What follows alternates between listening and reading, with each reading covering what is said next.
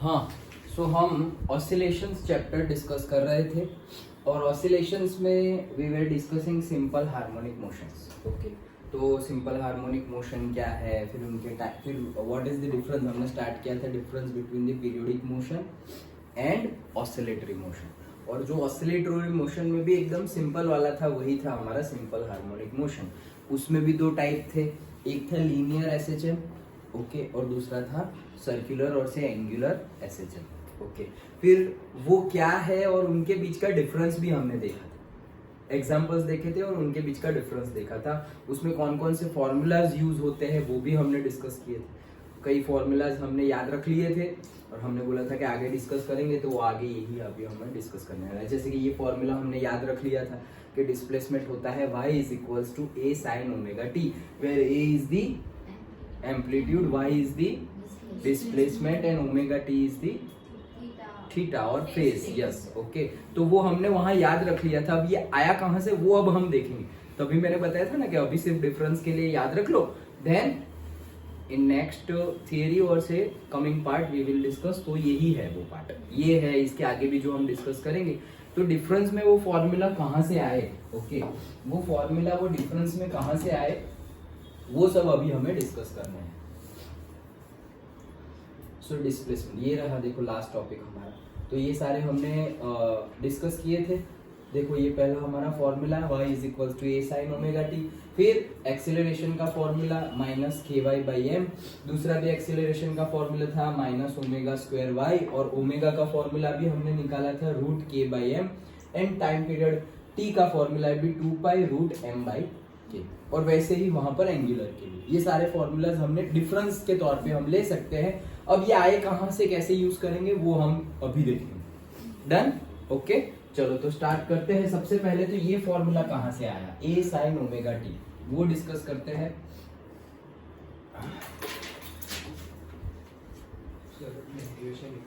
Derivation मतलब simple है, इतना कुछ लंबा चौड़ा नहीं है, लेकिन समझना है, डेरिवेशन बोल सकते हैं हम उसे।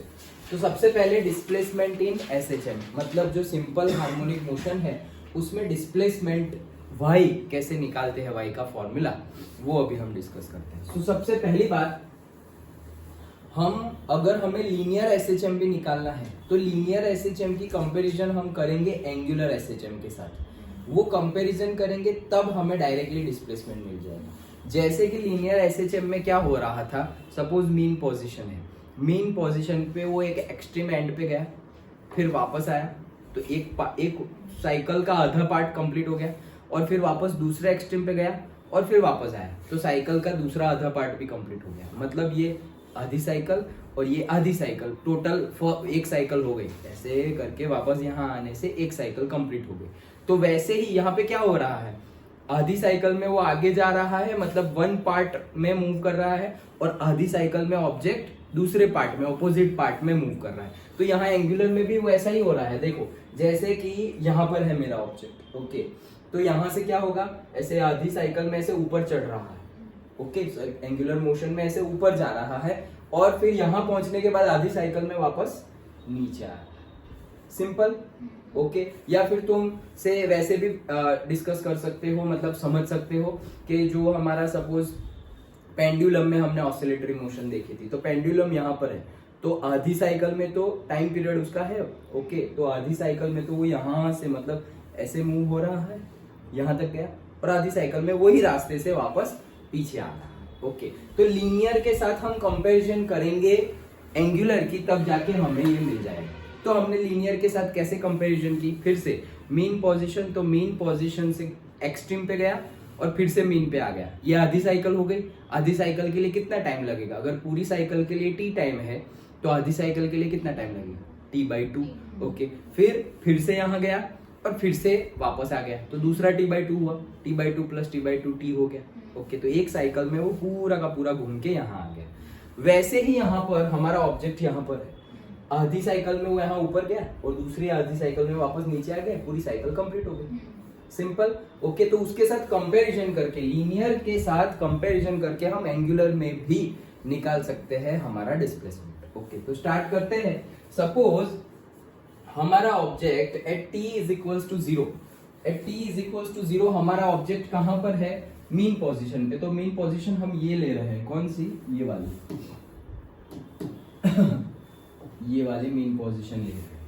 Then t is equals to 0 पे हमारा ऑब्जेक्ट यहाँ पर है, and t is equals to t time पर, तो t is equals to t time पर ऑब्जेक्ट मूव होता होता यहाँ चला गया। अंडरस्टूड। अब यहाँ पर जो उसकी रेडियस होगी ओरिजिन से लेकर के ये ऑब्जेक्ट की जो भी रेडियस होगी एंगुलर में, वही लीनियर में हमारा क्या होता था, ये जो रेडियस है वही लीनियर में हमारा क्या होता था, एम्पलीट्यूड। ओके, तो जो हमारी रेडियस है एंगुलर में वो लीनियर में क्या कहा जाएगा, एम्पलीट्यूड। और एम्पलीट्यूड मतलब क्या, डिस्प्लेसमेंट, मैक्सिमम डिस्प्लेसमेंट, मतलब एक्सट्रीम एंड तक जाने तक जितना भी सबसे ज्यादा जहां जा सकता है, मतलब जब सपोज मीन पोजीशन से ऑब्जेक्ट यहाँ जा सकता है, यहाँ भी जा सकता है, यहाँ भी जा सकता है, यहाँ भी जा सकता है, बस उससे दूर नहीं जा सकता, तो ये उसकी मैक्सिमम हो गई। ओके, वैसे ही इस साइड भी उसकी मैक्सिमम हो गई। ओके, तो वैसे ही ये जो एम्पलीट्यूड है वो मैक्सिमम है। ये तो जस्ट फॉर इंफॉर्मेशन बता दूं, मैक्सिमम यहाँ पे कब रीच होगा, 45 एंगल पे। Okay, just for the information, अभी उसका यहाँ पे कुछ लेना देना नहीं, लेकिन कहीं पे ऐसे एमसीक्यू पूछ ले कि यहाँ पे मैक्सिमम कब रीच होगी, तो ये 45 डिग्री आया ना, तो सोचो ना यहाँ सबसे ज्यादा हाइट पर मतलब जो एंगल बनेगा 45, तो वहां पर वो जब आएगा तब डिस्कस करेंगे, कोई बात नहीं, पहले ये तो समझ लो। तो हमारा ऑब्जेक्ट यहाँ है, t इज इक्वल्स टू 0 और t is equals to t पर वो वहां पहुंच गया, उसकी जो रेडियस है वो यहाँ पर हमारा क्या है, एम्पलीट्यूड, और उसने पर्टिकुलरली ये एंगल बनाया है, वो एंगल को हमने क्या बोला, थीटा। तो अगर एंगल थीटा है तो एक्चुअली वो क्या हो गया, ओमेगा टी। क्यों, क्योंकि ओमेगा की डेफिनेशन क्या थी, थीटा बाई टी, ओमेगा की डेफिनेशन थी थीटा बाई टी। ओके, तो क्यों, ये क्या था, एंगुलर वेलोसिटी। ओके, तो angular velocity is equals to displacement upon time, जैसे लीनियर वेलोसिटी भी डिस्प्लेसमेंट अपॉन टाइम था, वैसे ही एंगुलर वेलोसिटी भी क्या है, डिस्प्लेसमेंट अपॉन टाइम। तो omega is equals to theta by t, therefore theta is equals to omega t. तो ये हमारा एक्चुअली क्या है, एंगल क्या शो करता है, एंगल क्या शो करता है, क्या, एंगुलर डिस्प्लेसमेंट, मतलब एंगुलर कितना डिस्प्लेसमेंट तुमने किया वो, और हमारा अगर ये इक्वेशन निकाले तो यही है हमारा थीटा, ओमेगा टी, और वो क्या था, फेज, और फेज क्या दिखाता था, लोकेशन और पोजीशन, कि तुम्हारा ऑब्जेक्ट कहां पर है वो दिखाने के लिए हमने डिफरेंट टर्म्स डिस्कस की थी ना। तो फेज किसको बोलते हैं, फेज वही है जिससे हमें पता चलेगा हमारा ऑब्जेक्ट कहाँ है, वो सिंपली एंगल है, लेकिन वो एंगल से हमें पता चल जाएगा कि हमारा ऑब्जेक्ट है कहां पर। डन। ओके, तो ये है हमारा ओमेगा टी। अभी इसमें आगे देखते हैं, तो ये हमारा ओमेगा टी है। अगर अब हमें डिस्प्लेसमेंट ढूंढना है तो हम क्या कर रहे हैं, ये जो हमारा पॉइंट है वहां से y एक्सिस पर प्रोजेक्शन ले रहे हैं और x एक्सिस पर प्रोजेक्शन ले रहे हैं, जैसे कि हम वेक्टर में लेते थे कि अगर मेरे पास ऐसा कोई वेक्टर है और डायरेक्टली नहीं पता तो मैं x एक्सिस पर उसका प्रोजेक्शन ले लेता था और एंगल के साथ हो तो से cos थीटा, सपोज ये v है तो ये हो जाएगा v cos थीटा और ये वाला हो जाएगा v sin थीटा, ऐसा हम करते थे। तो वैसे ही हम प्रोजेक्शन ले रहे हैं, तो प्रोजेक्शन लेंगे तो ये पॉइंट से जो भी हम प्रोजेक्शन लेंगे, ये प्रोजेक्शन ले लिया तो ये मुझे क्या मिल गया, मेरा y। डन। और x एक्सिस पर भी ऐसे प्रोजेक्शन हम ले लेंगे, सिंपल है। ओके, तो यहाँ पर x मिला और यहाँ पर y मिला। ओके, नाउ अब देखो ये एंगल कितना है, ओमेगा टी, तो ये एंगल भी ओमेगा टी होगा, कैसे, z बन गया वो, तो वो alternate interior angle. Okay, alternate interior angle, और ये तो ऑपोजिट भी है। Okay, done. तो ये एंगल उतना ही ये एंगल हो। अब ये एंगल तुम्हें पता है, ये ट्राइंगल देखो कौन सा, PO, और इसको कोई भी नाम दे दो से A, तो POA ट्राइंगल देखो, उसमें तुम्हें ये एंगल पता है, AO भी पता है, कितना है y, जो तुमने अभी नाम दिया वो प्रोजेक्शन। ओके, इतने को छोटा y नाम दिया और इतने को छोटा x नाम दिया हमने, जो प्रोजेक्शन है वो। तो ये एंगल पता है और ये पता है। ओके, ये दो चीज पता है, तो किसके बीच में रिलेशन है, एंगल और उसके ऑपोजिट साइड वाले के बीच में। तो एंगल और ऑपोजिट साइड वाला मतलब ट्रिग्नोमेट्री का कौन सा फंक्शन होगा, ये ट्राइंगल में देखो, ये एंगल और ये ऑपोजिट साइड। ओके, और ये भी पता है ना तुम्हें, हाइपोटेनियस है ये 90 डिग्री है, तो ये हाइपोटेनियस वो कितना है, a, वो भी तुम्हें पता है। तो ये ऑपोजिट वाला कौन सा ट्रिग्नोमेट्रिक फंक्शन होगा, साइन। एडजेसेंट वाला कॉस था और ऑपोजिट वाला साइन। तो वही ट्राइंगल से PAO के लिए मैं ऐसा लिख सकता हूँ sine theta is equals to opposite by hypotenuse. Sine theta का हमारा फॉर्मूला क्या था, opposite side divided by hypotenuse, और अलग वे में बोले तो perpendicular divided by hypotenuse. Done, okay. लेकिन परपेंडिकुलर हम वर्ड इसलिए यूज नहीं करते क्योंकि अगर मैंने ये एंगल लिया तो परपेंडिकुलर ये हो जाएगा फिर, ओके। अगर मैंने ये एंगल लिया तो परपेंडिकुलर AP हो जाएगा, ओके। तो जनरली हम परपेंडिकुलर, इसलिए तो ट्रिग्नोमेट्री में भी हमने परपेंडिकुलर वर्ड 10th में भी नहीं यूज किया, opposite side adjacent side, that's it, okay. तो कोई कंफ्यूजन ना रहे, ओके। चलो, so opposite side upon hypotenuse, तो ये थीटा की ऑपोजिट साइड क्या है, AO, और AO का डिस्टेंस क्या है, तो AO का डिस्टेंस है y, और हाइपोटेनियस, तो हाइपोटेनियस क्या है, OP, तो OP क्या है वो एम्पलीट्यूड है। डन, तो आ गया हमारा sine omega t is equals to y by A, और अगर हमें y डिस्प्लेसमेंट ढूंढना है तो डायरेक्टली a को यहाँ निकालो, तो ये तो हमारा पहला इक्वेशन ही बन गया, y is equals to a sine omega t. Simple simple, तो ये डिराइव कर दिया हमने, ओके। ये एंगल का जो मैंने तुम्हें बताया कि ये एंगल इक्वल होता है, हमने स्टार्ट किया था t is equals to 0 at 0 angle से, यहाँ से स्टार्ट किया था, वो सब वर्डिंग में लिखना था, ओके। लेकिन जो हमने डिस्कस किया उतना ही है, दैट्स इट, ओके। तो डिस्प्लेसमेंट कैसे निकाला हमने, डिस्प्लेसमेंट हमने simply point t is equals to 0 पे कहीं था और फिर t is equals to t पर कहीं पहुंचा, उसके लिए उसने थीटा एंगल ट्रैवल किया, वो थीटा का ही यूज करके हमने पर्टिकुलरली इक्वेशन निकाल लिया डिस्प्लेसमेंट का, y is equals to a sin omega. Done. अब यहाँ पर एक चीज और है जो यहाँ पर मैंने लिखी हुई है, वो क्या कि अगर हमने यहाँ से स्टार्ट किया, मैंने जब तब डिस्कस की थी, अभी जो फॉर्मूला हमने निकाला था डिफरेंस, तब भी बताया था क्या कि कभी साइन के फंक्शन में होगा, कभी कॉस के फंक्शन में होगा, तो कब साइन के और कब कॉस के। तो देखो, अगर t इज इक्वल्स टू 0, मैंने यहाँ 0 एंगल लिया हुआ है, ये तो एंगल हमें पता ही है, 0, 90, 180, 270 एंड 360, ओके। तो अगर 0 एंगल पे से मैंने स्टार्ट किया है, t इज इक्वल्स टू 0, 0 पे से स्टार्ट किया है, डन। तो 0 पे से स्टार्ट किया और यहां पर पहुंचे, डन। लेकिन अगर मैं t इज इक्वल्स टू 0 यहां से स्टार्ट करता, कहां से, यहां से, मतलब स्टार्ट ही यहां से कर रहा हूं, t इज इक्वल्स टू 0 ही वहां पर है। अगर t इज इक्वल्स टू 0 वहां पर है और मैं वहीं पहुंचा भी वहीं, मतलब वहीं है, एक्चुअल में है वहीं, ओके। तो अगर वहीं है तो यहां से प्रोजेक्शन निकालो, अगर मतलब तुम्हारा ऑब्जेक्ट यहां आ गया, ऐसा समझो ना, तुम्हारा ऑब्जेक्ट कहां आ गया, यहां पर। जैसे ऑब्जेक्ट यहां आया था तो यहां से प्रोजेक्शन निकाला, ऑब्जेक्ट यहां आया तो यहां से प्रोजेक्शन निकालोगे, ऑब्जेक्ट यहां होगा तो यहां से प्रोजेक्शन निकालोगे, और ऑब्जेक्ट वहीं जगह आ गया तो पूरा यही प्रोजेक्शन हो गया ना। ऑब्जेक्ट अगर यहां है तो इतना प्रोजेक्शन, ऑब्जेक्ट यहां है तो इतना प्रोजेक्शन, ऑब्जेक्ट यहां है तो इतना प्रोजेक्शन, तो ऑब्जेक्ट अगर यहां होगा तो ये जो है वही प्रोजेक्शन होगा, और ये क्या है, ये तो रेडियस है, और वो रेडियस क्या है, एम्पलीट्यूड। Done, okay.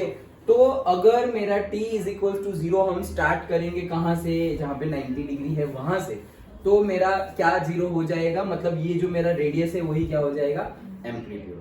तो तब हम कॉस फंक्शन लेंगे, क्यों, तब तुम साइन फंक्शन लिए तो सब कुछ 0 हो जाएगा फिर, अंडरस्टूड। फिर 0 हो जाएगा ना, जैसे साइन 0 0 होता है, लेकिन साइन 90 कितना होता है, 1, लेकिन कॉस 90 0 हो जाता है, अंडरस्टूड। तो उस हिसाब से लेना है। देखो, when particle start from the mean position, मतलब अगर मीन पोजीशन से पार्टिकल स्टार्ट करेगा, लीनियर की बात कर रहे हैं, पहले लीनियर का समझते हैं। तो लीनियर में मीन पोजीशन है, जैसे हमने निकाला था कि ये फिक्स्ड एंड है और फिर यहाँ पे ऐसे स्प्रिंग लगाई हुई है और यहाँ पर ब्लॉक है, डन। तो मीन पोजीशन, तो कहाँ ये सब क्या हो रहा है, हाँ, तो मीन पोजीशन, तो सपोज ये उसकी मीन पोजीशन है, अब इसको हमने खींचा और इसको खींच के हम ले आए यहाँ पर, डन। तो यहाँ पर है और इसको खींच के हमने यहाँ पर ले आए, ये उसकी मीन पोजीशन है, यहाँ से ये यहाँ तक जा रहा है मैक्सिमम, तो यही उसका क्या हो गया, एम्पलीट्यूड, करेक्ट। और वहां से फिर वो वापस मीन पोजीशन पे आएगा और यहाँ तक जा सकता है, तो ये उसका क्या हो गया, एम्पलीट्यूड। तो ये दो एक्सट्रीम एंड हो गए, ये पॉजिटिव साइड वाला एक्सट्रीम और ये नेगेटिव साइड वाला एक्सट्रीम। तो अगर मेरा t इज इक्वल्स टू 0 पे मेरा ऑब्जेक्ट मीन पोजीशन पे है, तब मेरा इक्वेशन क्या बनेगा, y is equals to a sin omega t। तो वही लिखा है, देखो, when particle start from the mean position, mean position से डिस्प्लेसमेंट स्टार्ट हो रहा है, यहां से ऐसे ऐसे ऐसे हो रहा है, अंडरस्टूड। तो हम कौन सा इक्वेशन लेंगे, ए साइन ओमेगा टी, जो अभी हमने निकाला वो। और अगर when particle start from the extreme position, object already यहां पर है, मतलब t इज इक्वल्स टू 0 ये है, this is t is equals to 0। t is equals to 0 कुछ भी हो सकता है, जिस पॉइंट पर तुम ऑब्जर्व करना स्टार्ट करो वही पॉइंट है t इज इक्वल्स टू 0। तो ये तो एसएचएम कर रहा होगा, तो ये तो लीनियर एसएचएम में तो ऑब्जेक्ट कंटिन्यूअसली ऐसे ऐसे ऐसे ऐसे कर रहा होगा। ये बीच में ऐसे समझो, ये मीन है, ये मीन है, यहां पर है, ओके। लेकिन तुम अभी नहीं देख रहे हो, अभी ये चालू है ऐसे, और तुम आए, जैसे ही तुम आए और इसको देखे तो ये स्टॉप हो गया। अभी ये इस वाले एक्सट्रीम एंड पर है। तुमने जब ऑब्जर्व करना स्टार्ट किया, that is t is equals to 0। तो t इज इक्वल्स टू 0 पे वो कहां था, एक्सट्रीम एंड पर था। कौन सी वाली, नेगेटिव वाली एक्सट्रीम एंड पर था। डन। तो तुम इक्वेशन लोगे a साइन ओमेगा टी, फिर से ऐसे तुम आए और ये ऐसे था स्टैचू, ओके। अब यहां पर तुमने देखना स्टार्ट किया, ऑब्जर्व करना स्टार्ट किया, तो t इज इक्वल्स टू 0 ये है। तो अगर ये मीन पोजीशन है, वहां अगर t इज इक्वल्स टू 0 आया है तुम्हारा, तो फंक्शन कौन सा होगा, a sine omega T, displacement का फंक्शन, मतलब जो इक्वेशन है वो। समझ में आ गया? पक्का? फिर से बता रहा हूं, अगर t इज इक्वल्स टू 0 कौन सा ले, हमें कुछ नहीं लेना। अगर क्वेश्चन में गिवन नहीं है कि ऑब्जेक्ट कहां से स्टार्ट कर रहा है, t इज इक्वल्स टू 0 पे ऑब्जेक्ट कहां है नहीं बताया, तो हम एज्यूम कर लेंगे मीन पोजीशन पर ही है। अंडरस्टूड? समझ में आ गया ना? अगर बोला नहीं है कि t इज इक्वल्स टू 0 पे ऑब्जेक्ट कहां पर है, ऑब्जेक्ट स्टार्ट कहां से कर रहा है, ऐसा नहीं बोला, तो हम एज्यूम कर लेंगे कि मीन पर ही है। वो मीन पर एज्यूम किया तो हमारा यही फंक्शन आ जाएगा। डन।